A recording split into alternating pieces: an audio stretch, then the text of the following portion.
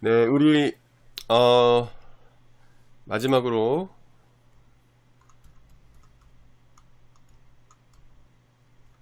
라우디기아 교회에 대해서 보고 다음 시간에는 이제 4장부터 일곱인, 일곱 나팔, 일곱 대접에 대해서 아,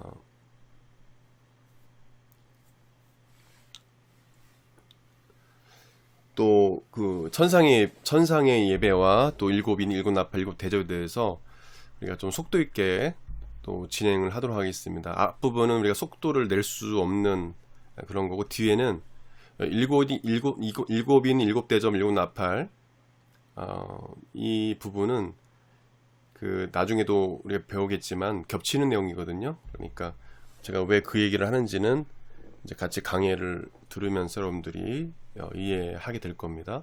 이게 순서대로 되어 있는 것이 아니라 일곱 대접, 일곱 나팔, 일곱 대접은 이 평행선에서 이루어지는 거거든요. 내용이 그러니까 어, 그 몇 장씩 이렇게 건너뛰게 될 겁니다. 건너뛰기보다는 다 보긴 보는데 빨리 진행할 겁니다. 오늘까지 마지막 라우디게아 교회에 대해서 배우겠습니다. 우리 한번 따라 볼까요? 앳서버, 두사빌라, 앳서버, 두사빌라 이걸로 외우셔가지고 하나하나 핵심적인 내용이라도 좀 이해를 다 기억 못하도록 하셨으면 좋겠어요. 그래서 앳서버, 두사빌라. 왜 이렇게 난 소리가 이렇게 작은지 모르겠네. 소리가 안 들려가지고 여러분들이 이야기하는 걸 내가 들어야 되는데 소리가 너무 작게 나서 이해가 안 되네. 예, 라우디게아 교회 3장 14절에서 22절 말씀 여기 읽겠습니다. 여기 사모님이 그 마이크 켜고 읽어주세요. 마이크 켜고.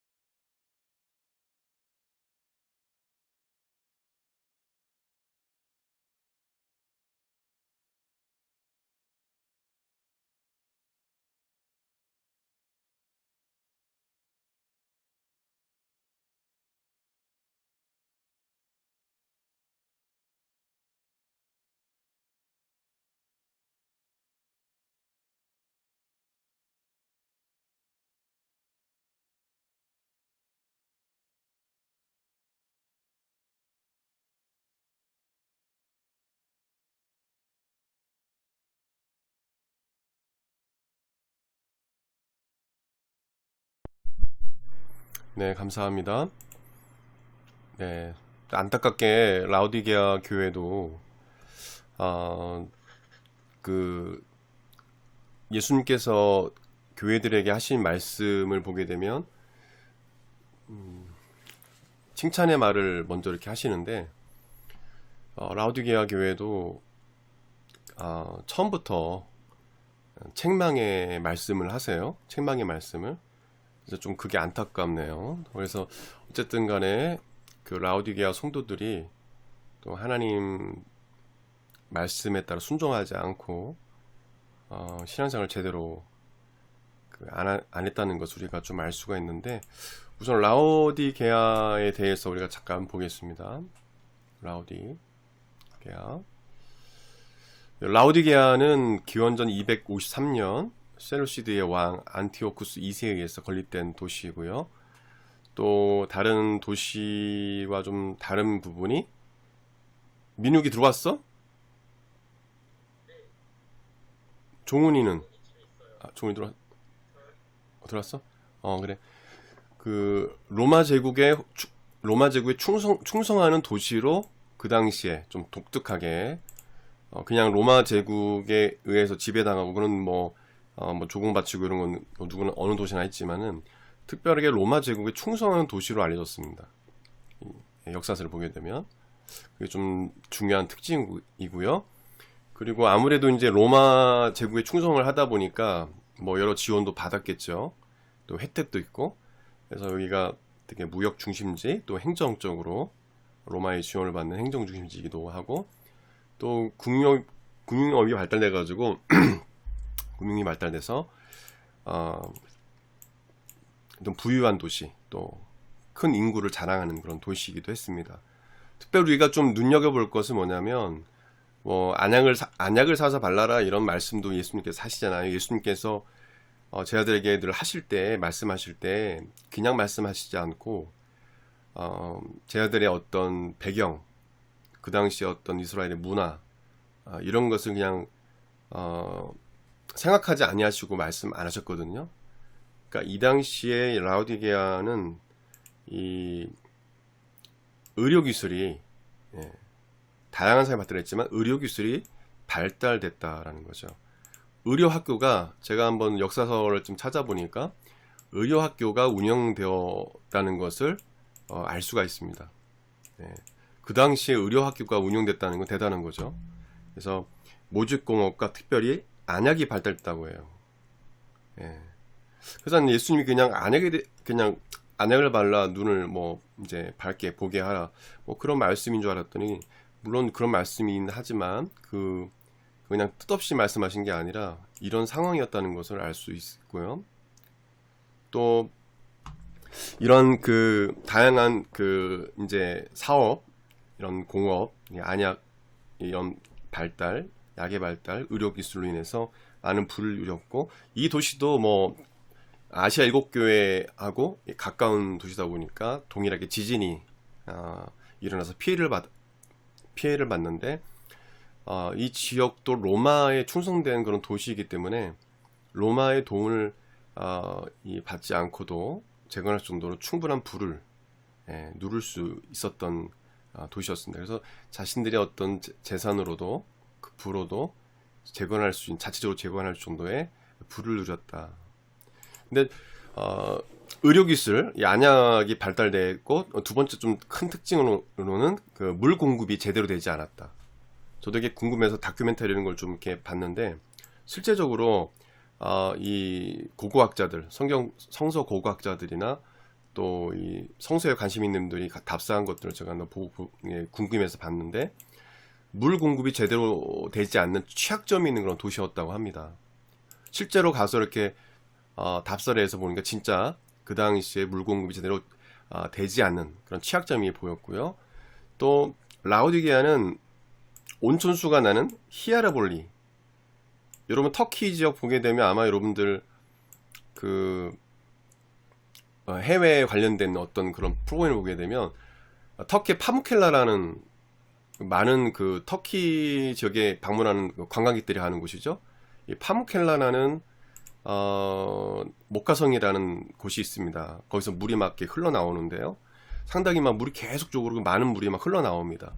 그래서 이 히아라볼리, 지금 파무켈라가 있는 이 히아라볼리에서 물을 공급받았고, 그리고 먹는 생수는, 씻는 것은 이렇게 뭐 씻고 뭐 이제 뭐 기르고 뭐 식물 기르는 것은 히아라볼리에서 공급받았고, 생수는 골로새를 통해서 물을 공급받는 사실을 알 수가 있었습니다. 여기 보게 되면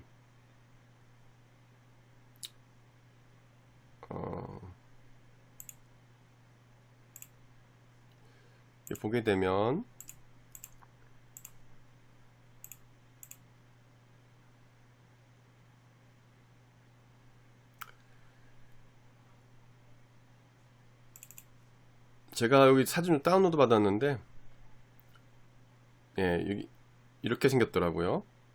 이렇게 뭐 석회질이 있는지 이렇게 다 굳어가지고 이런 식으로 넓게 형성됐고 여기서 뭐 사람들이 막 여기서 뭐 목욕도 하고 목욕보다도 이제 여기서 뭐 소리가 안 들려가지고 누가 뭐라고 했어요? 소리가 하나도 안 들려 지금 목사님이. 왜 그런지 지금 이유를 모르겠어. 소리가 안 들려서. 예, 어쨌든 간에 제가 잘 못 들어서 마이크 크게 대야 돼요. 소리 안 들려서. 어쨌든 간에 터키 젓감 여기 한번 꼭 가보세요. 예. 여기서 이제 공급을. 사진이 안 떠요. 사진이 안 떠요? 네, 그냥 얼굴만 나와요. 내 얼굴만 나와? 아하. 공유 잠깐만요. 네, 보여줄게요. 죄송해요. 네, 여기 보이시죠? 네, 네 이렇게 그 층층으로 돼 있어서 저도 직접 그 영상으로 보긴 봤는데 되게 아름답더라고요. 물도 깨끗하고. 그래서 여기 히아라볼리 가게 되면은 진짜 물이 많습니다. 물이 그냥 철철철 나와요 그냥. 예. 뭐 전체가 다 그냥 석회질인지 모르겠지만 그게 막 굳어가지고 이렇게 다 한색으로 되어가지고 사람들이 관광객들이 꽉 차 있더라고요 보니까 여기에. 그래서 기회가 되면 파무켈 여기 히아라볼리를 가시면 좋을 것 같습니다.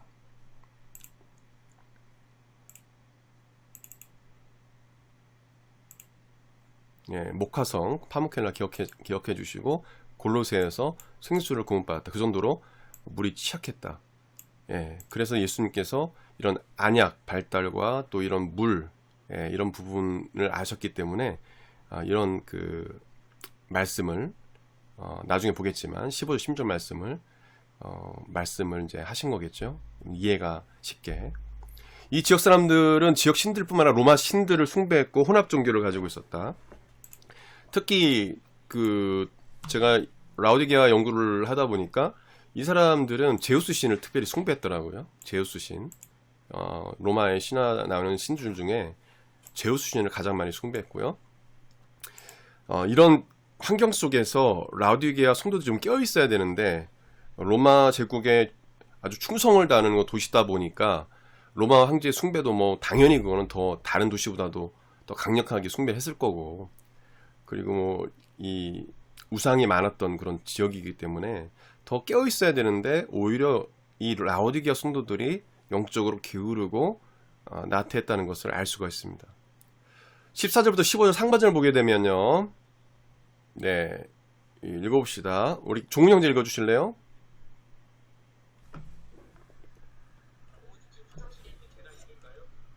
민욱이 화장실에 있어? 그래.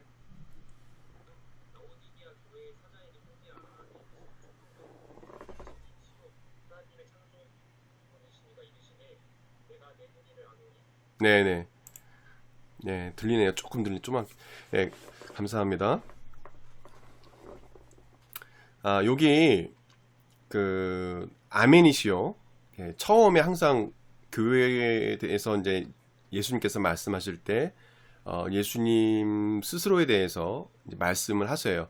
그냥 무턱대고 예수님께서 말씀하신 것이 아니라 뭐 주석가들 뭐 제가 이 요한계시록 뭐 강의 대가들 책들도 봤지만 거기에 대한 내용은 없더라고요. 어쨌든 제가 이렇게 연구해 보니까 라오디게아 교회도 교회를 향한 예수님 말씀도 처음 하신 말씀도 똑같습니다. 비슷해요. 그냥 예수님께서 뜬금없이 그냥 아멘이시오, 충성되고 충성된 내가 아멘이고 내가 충성된 참된 증인이다, 그리고 하나님의 창조의 근본이다라고 그냥 말씀하신 것이 아니라 라오디게아 교회 성도들의 영적 상태에 맞는 말씀을 하시는 것입니다. 그래서 그 아멘이시오라는 그 말씀은 많은 뭐 신학자들도 이야기하지만 그 동일하게 대부분 얘기합니다. 진리 되신 예수님을 말합니다. 진리 되신 예수님. 아멘이라는 뜻 자체가 그 뭐 헬라어 히브리어를 보게 되면 진실로 그렇습니다라는 뜻입니다. 그냥 어떤 분은 아멘은 어떤 뜻이다 이렇게 얘기하지만 그 원어 사전을 보게 되면 원어 해석을 하면 항상 진실로가 들어가야 돼요. 아멘이라는 뜻은. 그래서 진실하신 진리 되신 그 예수님을 뜻할 때 우리가 아멘, 예, 아멘. 예수님께서 내가 아멘이다 하실 때는 진리 되신 예수님을 뜻한다. 예, 예수님 진리시기 때문에 예수님께서 어떤 말씀하시던 우리는 아멘 할 수밖에 없는 거죠. 그래서 내가 아멘이다라고 말씀하실 때는 진리 되신 예수님, 예, 그리고 우리가 아멘 할 때는 진실로 예수님 그렇습니다. 네, 그렇습니다. 라는 그런 뜻이 있습니다.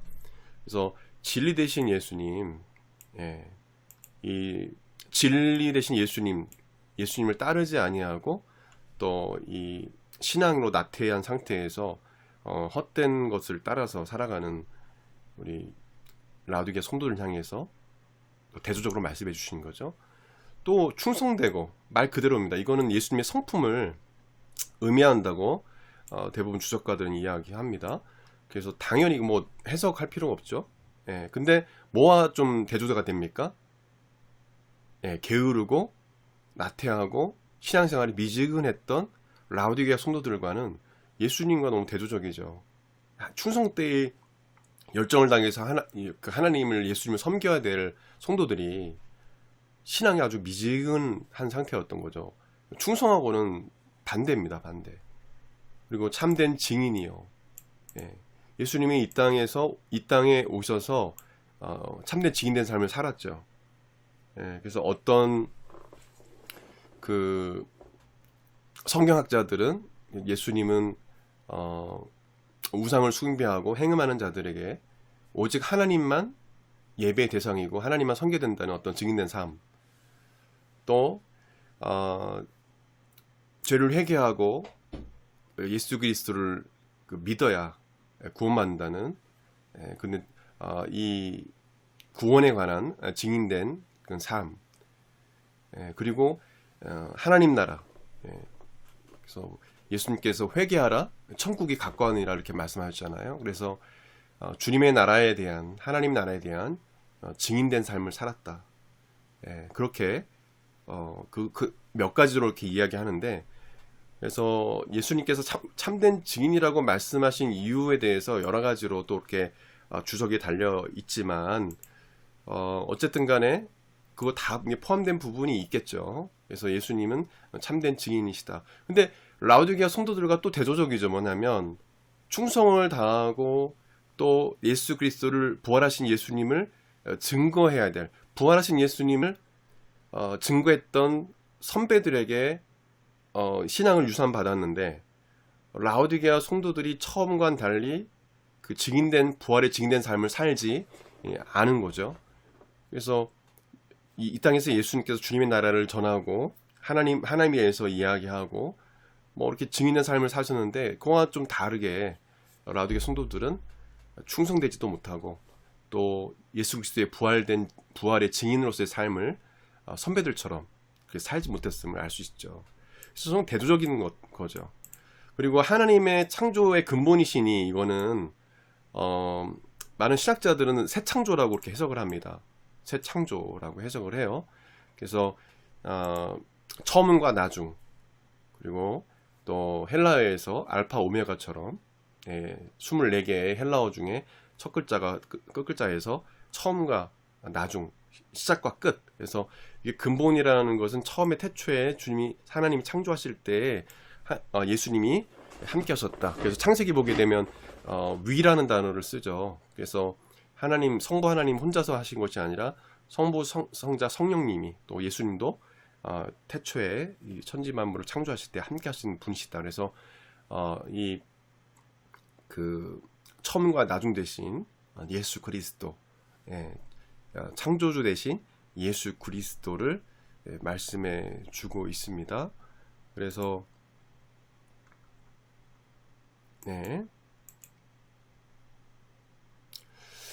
그래서 뒤에 여기 보게 되면 모든 만물을 창조하신, 시작과 끝이 되시고 처음과 나중 되신 그 창조주 대신 예수님을 마지막으로 이렇게 이야기하면서 그 다음에 15절 상반으로 넘어가거든요.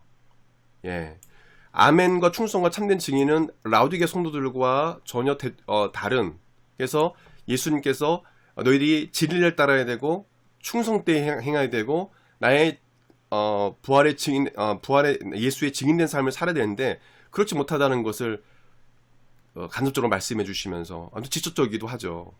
그러면서 뭐냐면 창조주 대신 처음과 나중 대신 모든 마음을 창조하신 그 예수님을 이야기하죠. 왜 그렇습니까? 보십시오. 15절 상반절 보면 내가 내 행위를 아노니 라고 나오죠. 우리를 그 인간을 지으신 창조주 하나님이 인간의 모든 것을 아시죠. 그죠? 예. 창조주만이 인간의 생각과 마음과 모든 것을 알 수 있죠. 그래서 나는 창조주가 된다.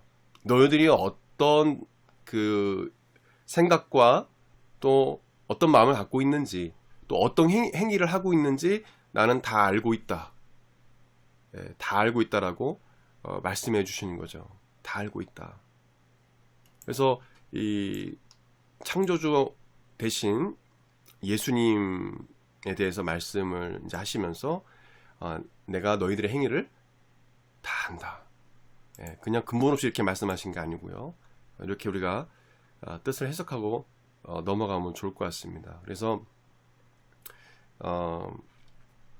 15절 이하에 보게 되면 이제 실제적으로 예수님께서 드러내시죠. 이제 그 라디오의 성도들에 대한 잘못들을 책임할 부분들을 드러내십니다. 15절 하반절부터 16절까지 읽어주시겠어요? 우리 두혁 장님 읽어주실래요?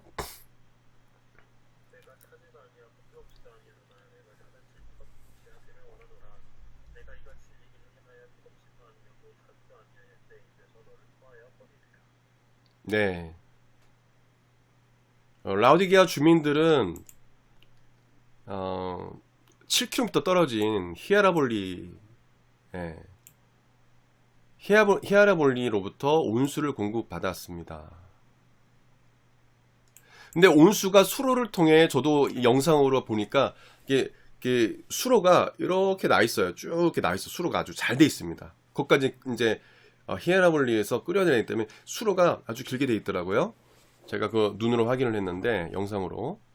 그래서 이 온수가 수로를 통해 처음에는 따뜻한데 수로를 통해서 내려오면서 식는 거죠. 그래서 물이 이제 라우디게아 히에라볼리에서 라우디게아 이제 오는 그 과정 속에서 물이 식어지면서 물이 미지근하게 됩니다. 그것을 라우디게아 지역에 있는 사람들은 다 압니다. 그러니까 이런 어떤 특징적인 어떤 이 지역에 이것을 주님은 아셨고요. 이 라우디게 성도들의 신앙이 어떠한지를 이해하기 쉽게 그 문화에 맞게 예수님께서 말씀하신 거죠. 봐라, 너희들은 히에라볼리에서 처음에 따뜻했다가 내려오면서 식어진 이 물이 미지근한 이 히에라볼리 이 물처럼 너희들의 신앙은 차지도 않고 뜨겁지도 않다. 너희들의 신앙은 미지근하다.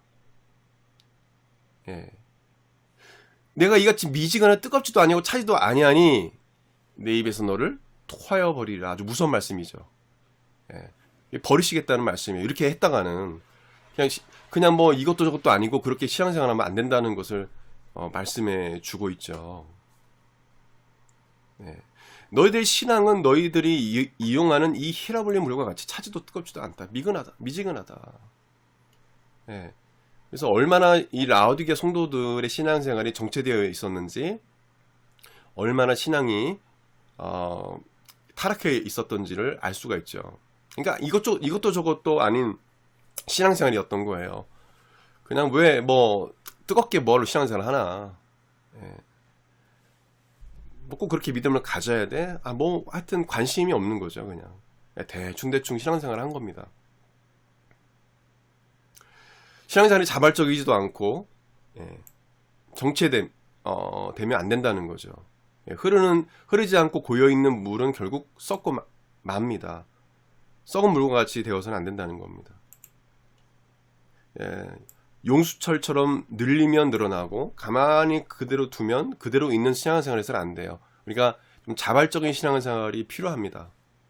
그래서 강제적인 신앙생활을 하는 사람들은 개인적으로 홀로 있을 때는 감당하기 어렵습니다. 어려움을요. 그래서 여러분들 개인적으로 신앙생활이 자발적으로 기쁨으로 주의 일을 하는 사람이 되어야 합니다. 이런 사람들은 어려움이 오면 스스로 잘 해결해 나갈 수 있습니다. 그래서 그냥 뭐 늘어나면 늘어나고 그냥 가만히 있으면 가만히 있고 이렇게 해서 안 되고 자발적으로 뭔가 하려고 하고 도전하려고 이렇게 자꾸 해야 되고요. 우리는 백도씨에 펄펄 끓는 물처럼 뜨거운 열정을 가지고 앞으로 전쟁에 나가야 됩니다. 그런 신앙생활이 돼야 되죠. 근데 그런 신앙생활을 갖기가 쉽습니까? 어렵습니까? 매우 어렵죠, 그죠? 예. 근데 우리가 그런 신앙생활을 하길 예수님은 원하신다는 것을 우리가 성경을 통해서 알 수 있습니다. 그냥 이것도 저것도 아닌 신앙생활이라 확고한 믿음을 가지고 뜨거운 열정을 가지고 주님을 섬기길 예수님은 원하신다는 것입니다. 네. 신앙생활에서 이 뜨거운 열정은 어디서 나오냐면요. 사랑에서 나옵니다. 사랑. 라디가 성도들은 예수님 향한 사랑이 식어진 거예요. 마치 히에라볼리아의 물처럼. 그러니까 사랑이 식으니까 자꾸 다른 거에 관심 있는 거죠. 예수님을 어떻게 하면 기쁘시게 할까? 젊은 날에 이런 것들에 대한 고민을 하고 이렇게 살아야 되는데 그것이 아니라 그냥 그 다른 것에 이렇게 막 관심과 사랑을 두는 거죠. 그 예수님에 대한 관심이 없다 보니까 신앙에 대한 열정이 식어지는 거죠. 목사님 왜 나는 열정이 이렇게 없나요? 그거 보면 예수님 향한 사랑이 식어서 그렇습니다. 식은 사람들 보면 100%다 열정이 식어 있어요. 식어 있습니다. 다른 것에 자꾸 써요. 다른 것에. 예. 그래서 여자친구가 있어도 예수님 향한 사랑이 더 뜨거워야 되고요. 또 결혼하고 가정이 있어도요. 예수님 향한 사랑이 뜨거워야 건강한 그런 관계, 여자친구와의 관계, 또 친구들과의 관계, 또 결혼하고 나서도 아내와의 관계가 돼요. 근데 이게 예수님의 사랑은 난 여자친구가 생겼는데 예수님은 그냥 뭐 이제는 뭐 찾지도 않고 그냥 거기에만 이렇게 몰두하고 있으면 이제 점점점 이제 신앙은 이제 나락으로 가는 거죠. 이렇게. 예. 또 결혼하고 나서 뭐냐면 서로 사랑한다고 너무 서로에게만 막 그냥 집중하고 같이 뭐냐면 말씀을 읽거나 서로 기도를 독려하거나 아내가 남편이 하나님 예수님을 더 뜨겁게 사랑하도록 더 주님께 기도하도록 그렇게 서로 배려하지 않으면 거기서 이제 나중에는 관계에 문제가 생기죠. 근데 이 밸런스 있게 예수님께 늘 기도하고 말씀과 기도로 깨어 있으면서 또 그 가운데 아내에 대해 할 부분들을 본분을 다하고 아니면 남편에게 대한 본분을 다할 때 이것이 밸런스를 딱 맞을 때 정말 행복한 그런 가정이 될 수 있는 거죠. 예, 세상의 가정에서 볼 수 없는. 예. 그래서 하여튼 이것이 너무 중요합니다. 예, 이 신앙과 주님 향한 사랑과 또 부부간에 또 친구 간에 이런 관계들을 아주 밸런스 있게 해야지 그냥 한쪽에 확 치우쳐져 빠져버리면 거기서 이제 문제가 생겨나기 시작합니다. 내가 정말 사랑했던 또 막 했던 그 존재가 사라지거나 그것이 이제 없어지게 되면은 확 그냥 꼬꾸라지는 거죠. 근데 예수님을 정말 뜨겁게 사랑한 사람은 사실 그런 부분들이 이게 사라져도 그렇게 크게 영향받지 않습니다. 열정의 사전적 의미는 같이 읽어볼까요? 시작. 어떤 일에 열렬한 애정을 가지고 열중하는 마음. 예. 예. 그래서 열정은 어떤 일에 누가 좀 읽어주실래요? 여기요? 여기 읽어주실래요? 이렇게 여기 종은 읽어보자. 열정은 어떤 일에 어떤 사람에게 어떤 꿈에 어떤 비전에 기대감과 열렬한 사랑을 가져야 생기는 것입니다. 애착을 가져야 생깁니다. 그러므로 하나님을 사랑하는 마음, 교회를 사랑하는 마음, 지체를 사랑하는 마음이 충만하게 되고 열정을 갖게 되는 것입니다. 이 열정을 넣어야 합니다. 예수님께서 이 땅에 계실 때 우리들을 죄의 구원의 비밀로 말씀하셨고 그 통해 예수님을 전사하실 수 있습니다. 예. 예수님도 열정이 많으신 분이었어요. 뭐 시간만 되면 그냥 산에 가서 밤새 기도하셨고요. 뭐 겟세마네 동산에서 기도하신 거 보면 아시겠잖아요. 몸이 얼마나 힘드셨겠어요. 거의 뭐 제대로 드시지도 못했거든요. 그리고 이제 곧 이제 뭐 잡혀가는 상황에서 뭐 이게 완전한 인간이셨기 때문에 고통 이루 말할 수 없죠. 그냥 땀범벅이 되도록 기도를 하셨거든요. 그런 어떤 신앙의 야성이 있으셨어요. 열정이 있으셨습니다. 예수님이 저와 여러분을 구원하시기 위해서 이 땅에 오셔가지고 짧은 기간이지만 하나님께서 뭐 성부 하나님과 뭐 다 이야기가 되신 거겠죠. 어쨌든 간에 3년여 기간 동안에 엄청난 열정을 바치셨거든요. 첫 번째 예수님은 하나님 나라 복음 전파를 위해서 머리 들고 쫓아 없이 지냈습니다. 마태복음 8장 19절 20절 말씀을 보게 되면 한 서기관이 나와 예수께 아뢰되 선생님이여 어디로 가시든지 저는 따르리이다. 예수께서 이르시되 여우도 굴이 있고 공중에서도 거처가 있을 때 인자는 머리 둘 곳이 없다 하시더라 그랬어요. 그만큼 그렇게 사셨어요. 그렇게 제자들 보내시고 그냥 산에 가서 그냥 아침 되도록 그냥 기도하시다. 거기가 그냥 산이 그냥 베드룸인 거죠. 베드룸. 이렇게 추위도 있었을 거고 그냥 다 참으시면서 그냥 어쨌든 영혼 구원에만 그렇게 신경 썼던 것을 볼 수 있습니다. 예, 이 말씀 우리가 우리 삶 속에서 우리가 하나님께 불평하는 것을 생각하면 좀 부끄러운 그런 내용이죠. 예, 예수님이 이렇게 사셨다는 것 자체가. 또 두 번째로 예수님은 우리 죄를 구원하시기 위해서 40일 동안 금식 기도하시면서 마귀의 시험을 받으셨다는 거. 예. 예수님의 40일 금식 기도는 저와 여러분을 구원하기 위한 기도였습니다. 예, 사역을 준비하는 그런 기간이었어요. 예, 그 주님의 하나님께서 계획하신 그 사역을 이루어가는데 완전한 인간의 몸을 입고 오셨기 때문에 이 마귀와의 이 전쟁에서 싸움에서 이길 수 있는 그것을 주님께서 준비하신 것이죠. 준비하시자마자 마귀가 등장을 하죠. 이런 열정, 주님을 향하는 것이겠죠. 그래서 이런 열정도 있으셨다. 또 세 번째로 예수님은 우리를 죄에서 구원하시기 위해서 사람들에게 위협당하심에도 불구하고 복음을 전하셨습니다. 예수님께서 그 나사렛 그 고향에 가셨을 때 회당에서 복음을 전할 때 이렇게 이런 일이 있었어요. 회당에 있는 자들이 이것을 듣고 말씀을 증거하시는 이것을 듣고 다 크게 화가 나서 이제 마리아의 아들이 뭐 하는 거냐 하면서 이제 화가 났겠죠. 일어나 동네 밖으로 쫓아내요. 그 동네가 건설된 산 낭떠러지까지 끌고 가서 밀쳐 떨어뜨리고자 하되 예수께서 그들 가운데로 지나서 가시니라. 네. 죽을 수도 있는 그런 상황이지만 나사렛에서 적게나마 믿는 자의 수가 적었어요. 아주 적은 수의 이 나사렛 동네에 그 믿는 자들을 치료해 주시고 구원해 주셨습니다. 아주 적은 수였지만 그 적은 수에게 복음을 전하기 위해서 목숨을 거시고 가신 거죠.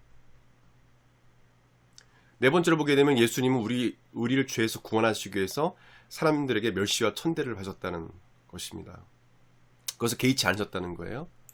마태복음 26장 66절에서 68절 말씀 보게 되면 저는 사역에 해당하니라 하고 이 예수의 얼굴에 침뱉으며 주먹으로 치고 혹은 손바닥으로 때리며 하루되 그리스도야 우리에게 선지자 노릇을 하라. 너를 친자가 누구냐 하더라. 요한복음 19장 1절 3절 보게 되면 이에 베드로가 예수를 데려다가 채찍질 하더라. 군병들이 가시로 멸관을 엮고 그의 머리에 씌우고 자색을 입히고 앞에 와서 가로되 유대인이 왕이여 평안할지어다 하며 손바닥으로 때리더라. 갈대로 치고 손바닥으로 때리며 침을 뱉고 막 이랬죠. 네. 근데 뻔히 예수님은 그거를 아시면서 그 길을 가신 겁니다. 이게 열정이죠. 우리를 구원하시기 위한 열정이죠. 다섯 번째로 예수님은 우리를 죄에서 구원하시기 위해서 결국에 그 열정의 결과물이죠. 십자가에 달려 죽으셨습니다.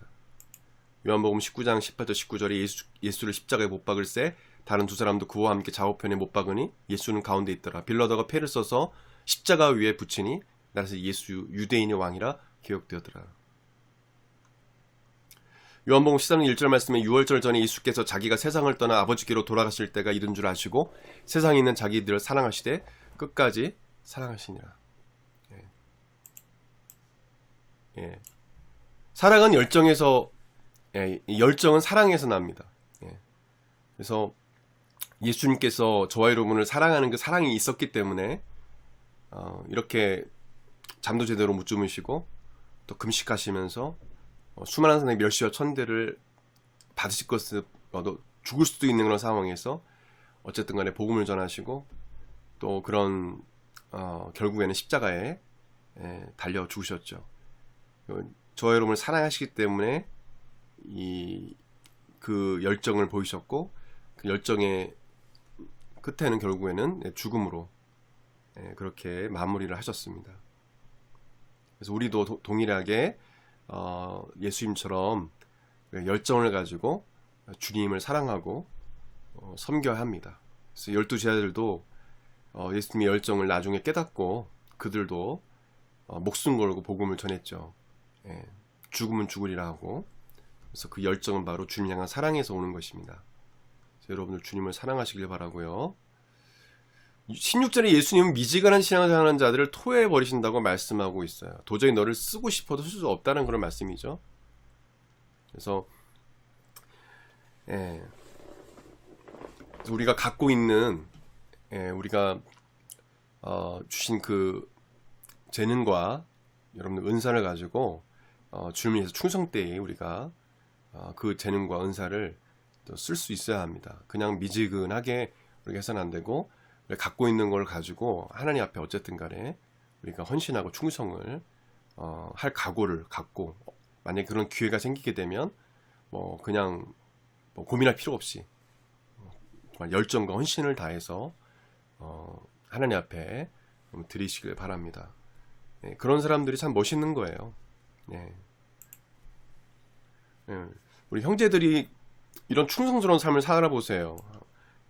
그 하나님께서 얼마나 귀한 짝을 붙여주시겠어요. 전에도 얘기했지만 여러분들이 신앙적으로 준비가 되면 자매 걱정할 필요 없어요. 여러분들이 정말 열정적인 주님을 정말 뜨겁게 사랑하는 형제가 된다면 그런 주님의 아들들이 된다면 하나님께서 준비가 됐으니까 신실한 자매들을 붙여주십니다. 그래서 여러분들이 준비가 되면 돼요. 그래서 제가 네.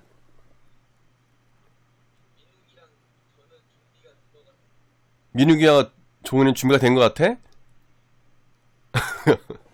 네. 이제 시험 끝나고 되면 하나님 때에 이제 주시겠지. 어쨌든 잘 준비되길 바랍니다. 근데 막상 이렇게 보면 신앙생활 하다 보면 참 내가 이게 부족했구나 라는 것을 많이 느껴요. 그래서 하나님께서 여러분들을 다듬어 가실 겁니다. 그래서 잘 다듬어 주셔가지고 또 아주 신실한 자매 만나서 행복한 가정 이루기 바랍니다. 안소니 로빈스라는 분의 책의 내용을 봤는데요. 되게 내용이 좋더라고요. 이 내용 중에 보게 되면 무한능력이라는 책인데 상당히 좀 복음주의적이더라고요. 한번 읽어볼까요? 같이 시작. 열정은 사람에게 꿈을 꾸게 합니다. 계획을 세우게 만듭니다. 유로원에게 도와줍니다. 열정 없이는 아무리 위대한 비전, 거대한 꿈도 이뤄낼 수 없습니다. 영혼의 불꽃처럼 안에 타오르는 에너지, 그 무한대의 힘이 열정입니다. 열정의 가장 무서운 적은 태만과 자포자기입니다.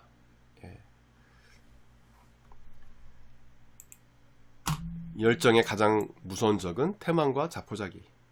그래서 여러분들 두혁이도 연구하는 일을 하고 또 종훈이도 그렇고 나중에 또 지혜도 이제 앞으로 전공론을 이제 나중에 찾아서 할 텐데 이 태만과 자포자기는 해서는 안 돼요. 어떤 일이 있어도 자포자기 하면 안 되고 열정을 가지고 하다 보면 결국에는 좋은 결과를 얻게 될 겁니다.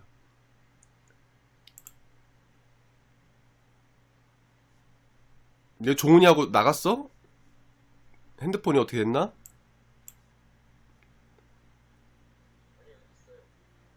있어? 어딨어? 봅시다. 그 다음에 17절, 18절 말씀 봅시다. 늦게 시작해서 시간이 좀 많이 갔는데요. 읽어주실래요? 지혜가 읽어볼까, 지혜?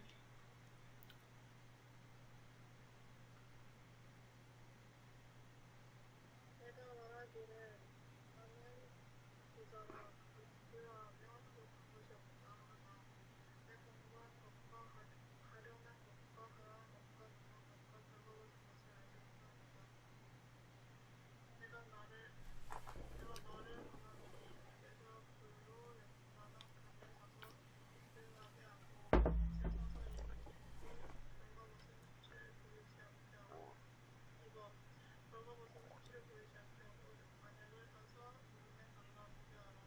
네. 서론에 말씀드렸죠. 라오디게아 지역은 부유한 도시였다라는 거. 뭐 의료기술도 많이 발달되고, 어쨌든 뭐 공업이라든지 여러 다양한 그런 것들이 발달되어 있고, 그래서 되게 부유한 도시였다라는 걸 말씀드렸는데, 예수님도 성도들도 부유했겠죠. 그걸 아셨기 때문에 말씀하시는 거예요. 물질적으로는 너희가 부유하다, 또 부족한 것이 없다 하지만, 근데 영적으로 보면 부유한 게 아니다. 실제로 심각할 정도로 피폐해되어 있고 그렇다는 거죠. 그래서 뒤에 보게 되면 영적으로 이거를 이제 해석하게 되면 매우 비참했다는 거예요. 그들 되게 가련했다는 것입니다. 영적으로도 가난했고 또 영적으로 소경이었고, 그리고 벌거벗은 것, 자신의 죄로 인한 수치를 깨닫지 못하는 그런 상황이었다는 거죠. 그래서 영적으로 상당히 피폐해 있었다는 것을 우리가 알 수가 있습니다. 그리고 18절 말씀 보게 되면 이 말씀이요. 이 말씀. 그러시면서 이제 책망하시면서 뭐냐면 영적인 실태에 대해서 말씀해 주시면서 이제 예수님께서 권면의 말씀을 하시죠. 이렇게 하라고. 뭐라고 하십니까? 불로 연단한 금을 사라. 불로 연단한 금을 사라. 그걸 사서 부유하게 하고, 실제로 뭐 불로 연단한 금을 사가지고 부유하라는 말씀이 아니죠. 너희는 이미 부유한데, 예수님께서 이 피폐된 영적 실태를 얘기하면서 불로 연단한 금을 사서 영적으로 부유하게 하라는 거죠. 이 의미는, 불로 연단한 금을 사라는 의미는 불순물이 빠진 정금처럼 주의 보혈로 제신을 받는 순결한 삶을 살라는 그런 말씀입니다. 불순물이 빠진 이 정금처럼, 불로 연단한 금, 이 정금을 말하죠. 불순물이 빠진 이 정금처럼 주의 보혈로 제신을 받는 순결한 삶을 살아라. 너희들이 영적으로 완전히 더러워져 있다는 거죠. 쉽게 얘기하면. 그래서 순결한 삶을 살아라. 그리고 흰옷을 동일하게 반복해서 말하죠. 예수님께서 정금, 흰옷을 사서 입어 벌거벗은. 또한 여기 잠깐만요. 뒤에 제가 지나갔네요. 또한 다른 또 의미가 있음을 알 수 있죠. 불같은 시험으로 연단된 믿음을 가진 자처럼, 불같은 시험으로 연단된 믿음을 가진 자처럼 어떠한 어려움이 와도 인내하는 믿음을 가지고 복음을 위해 살라는 그런 말씀이기도 합니다. 그냥 이것도 저것도 아닌 그런 신앙생활 믿음 갖지 말고 아주 강력한, 아주 강인한 그런 믿음을 가지고 살라는 그런 의미도 있고요. 흰옷을 사서 입어 벌거벗은 수치를 보이지 않게 하라. 이 말씀은요, 예수 그리스도의 보혈로 제신 받고, 아까 또 동일한 말씀이기도 하죠. 예수 그리스도가 줄 수 있는 의의 옷을 입고 너의 부끄러운 죄악, 또 영적 수치에서 벗어나라는 거죠. 그 죄악에서 이제 벗어나라는 거죠. 주의 보혈로 죄 씻음 받고 그 수치에서 벗어나라. 그 말씀입니다. 로마서 14절 말씀이 이렇게 나와 있어요. 같이 읽겠습니다. 시작. 오직 주 예수 그리스도로 옷 입고 정욕을 위하여 육신의 일을 도모하지 말라. 오직 정결하신, 거룩하신 주 예수 그리스도의 의의 옷을 입고 종려를 위하여 유대인을 도말하지 말라. 안약을 사서 눈에 발라 보게 하라라는 말씀이 있어요. 안약. 예, 라우디게아 이 지역은 안약이 발달된다고 했죠. 근데 안약은 있지만 그들은 영적으로 소경이었다는 거죠. 예, 안약으로 발달된 도시였지만 그들의 영적인 눈은 완전히 소경이었다는 것을 의미하면서 영적으로 소경된 눈을 뜨라는 말씀이에요. 예, 실제로 정말 안약을 사서 바르라는 게 아니라 성령님이 인도함을 받지 않고 하나님 말씀대로 살지 않고 눈먼 소경처럼 이리저리 헤매고 완전 미지근한 신앙이죠. 막 그냥 가는 대로 그냥 그렇게 막 살아가고 대충 신앙생활하고 이런 라우디게아 교회 성도들처럼 살아서는 안 된다는 거예요. 항상 말씀과 기도로 깨어 있으면서 성령 인도를 받으라는 것입니다. 영안을 좀 열어서 하나님 뜻을 분별하고 그 뜻에 순종하는 삶을 살아라. 뭐 하나님 뜻도 뭐 알려고 하지도 않고 열정도 없는 거예요. 그냥 그런 라우디게아 성도들을 향해서 말씀한 내용이기도 합니다. 19절에 무릇 같이여 시작. 무릇 내가 사랑하는 자를 책망하여 징계하노니 그러므로 내가 열심을 내라 회개하라. 뭐 이 말씀을 우리가 다 이해하는 거죠. 예수님께서 이렇게 라우디게아 성도들을 뭐 토하여 내리라. 사실 그거는 예수님의 그 본심이 아니시죠. 그래서 어쨌든 사랑하기 때문에 너희들을 사랑하기 때문에 책망한다라는 말씀이죠. 라우디게아 성도들을 책망하시는 것은 바로 사랑하시기 때문에라는 거죠. 그래서 예수님은 사랑하는 하나님의 자녀들이 불순종하여 죄를 지을 때 책망하신다는 것입니다. 매를 드시기도 한다는 거예요. 그래서 하나님의 자녀들이 다시 하나님께로 뜻하신 길로 돌아가게 하시는 것입니다. 그래서 예수님은 저와 여러분을 또 죄를 지면 책망하시고 더욱더 열정을 가지고 열심을 내서 주님을 섬기도록 그렇게 하십니다. 여러분 중에 주님을 향한 열정과 열심을 잃어버린 그런 심령이 있다면 그것은 우리가 오늘 예수님께서 말씀하셨듯이 저와 여러분이 회개할 부분이라는 거 꼭 깨달으시길 바랍니다. 미지근한 신앙은 예수님께서 토에 내버릴 정도로 그런 마음을 가신다는 것을 우리가 알고 우리 신앙생활을 대충 해서는 안 되겠습니다. 그리고 바르게 해야 되겠고요. 그 열정과 열심을 가지고 무엇을 하더라도 열정과 열심을 가지고 주님을 섬게 된다는 것을 우리가 다시 한번 깨닫게 됩니다. 20절을 보게 되면 같이 읽겠습니다. 잘하는 말씀이죠. 시작. 볼지어다 내가 문 밖에 서서 두드리노니 같이 다 크게 누군지 내 음성을 듣고 문을 열면 내가 그이로 들어가 그와 더불어 먹고 그는 나와 더불어 먹으리라. 이 말씀은 우리가 전도할 때 많이 쓰죠. 그래서 안 믿는 사람들에게 사형리에 보게 되면 그 말씀이 있죠. 사형리에 어떤 전도지에도 이 많이 쓰는 말씀인데 사실은 라우디게아 성도들에게 주시는 말씀이에요. 우리 믿는 자들에게 주시는 말씀이기도 합니다. 꼭 안 믿는 사람들에게만 주시는 말씀이 아니라 이렇게 보면 뭐 딱 떨어서 20절만 보면은 안 믿는 사람에게 주신 말씀 같지만 그렇지 않고 믿음이 식어 있는 라우디게아 성도들에게 하신 말씀이에요. 예수님 향해서 마음 문을 닫고 있는 그런 라우디게아 성도들을 향해서 바로 저와 여러분에게 하신 말씀입니다. 그냥 단지 불신자들에게 하신 말씀이 아니라 그래서 예수님께서는 저와 여러분이 예수님 향해서 마음을 열고 주님을 위해서 헌신하기를 또 열정적으로 주님께 나아가기를 주님 바라시거든요. 근데 우리가 문을 이렇게 꽉 닫고 있다는 것을 말씀해 주고 있어요. 근데 예수님은 계속 뭐냐면 저와 여러분에게 두드리신다라는 거죠.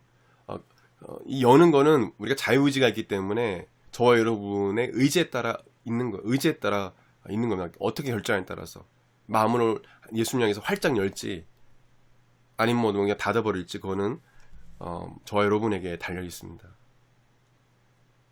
이 말씀 뭐냐면 라오디게아 성도들이 이거 오타 났네. 성도들의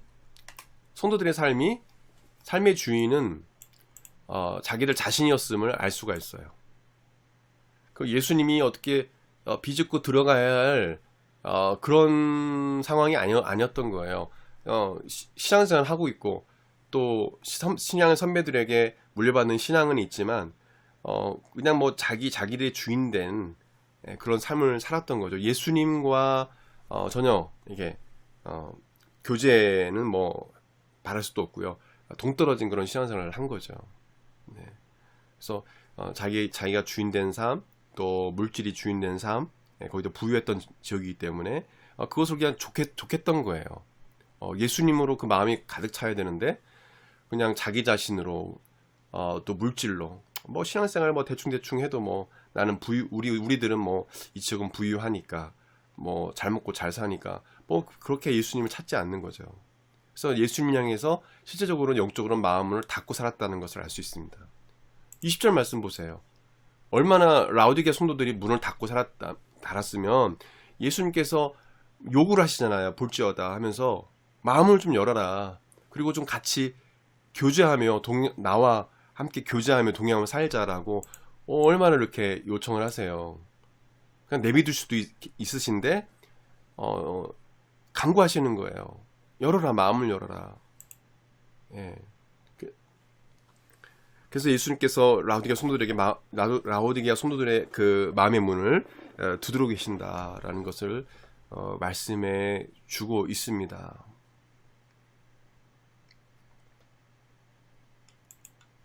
마지막으로 21절 22절 말씀 같이 보겠습니다. 같이요, 시작.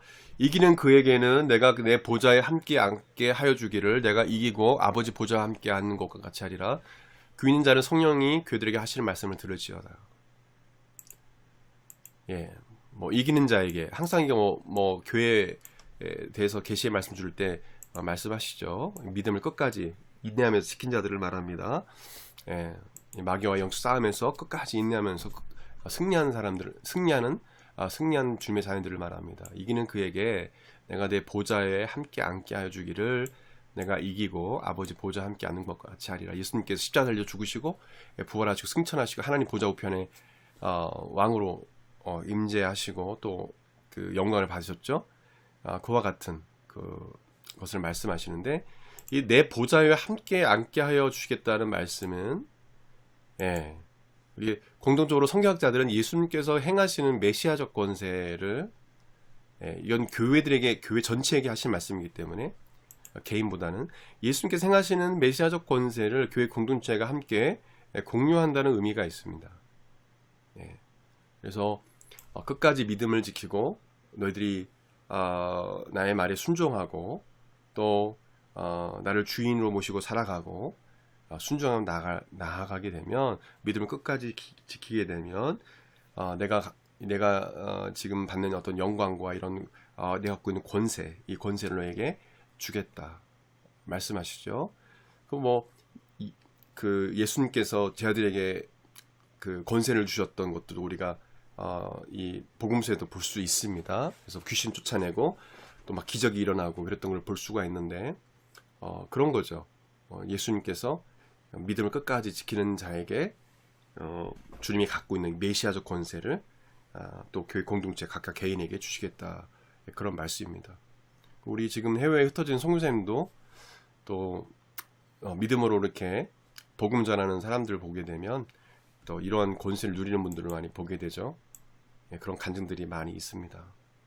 그래서 믿음을 지키고 예수님 말씀대로 순종함으로 이기는 성도들 십자가로 승리하셔서 하나님 보좌 우편에 앉아 계신 예수님처럼 예수님의 권세를 누리게 될 것이다. 이 땅에서도 마찬가지지만 또 천국에서도 주님이 우리에게 그런 권세를 주심으로 우리가 천국에 살아가게 되는 거죠. 이렇게 말씀을 마무리하도록 하겠습니다. 이렇게 정리하고 다음부터는 4장부터 이렇게 한 구절 한 구절 일일이 다 보게 되면 시간이 너무 많이 걸리기 때문에 여러분들이 어려워할 수 있는 또 읽으면 좀 이해가 되지 않을 수 있는 그리고 또 이렇게 전체적으로 그냥 알고 넘어가는 부분들은 실학적으로 설명을 하고 넘어가도록 하겠습니다. 그래서 이 3장까지 이렇게 보았습니다.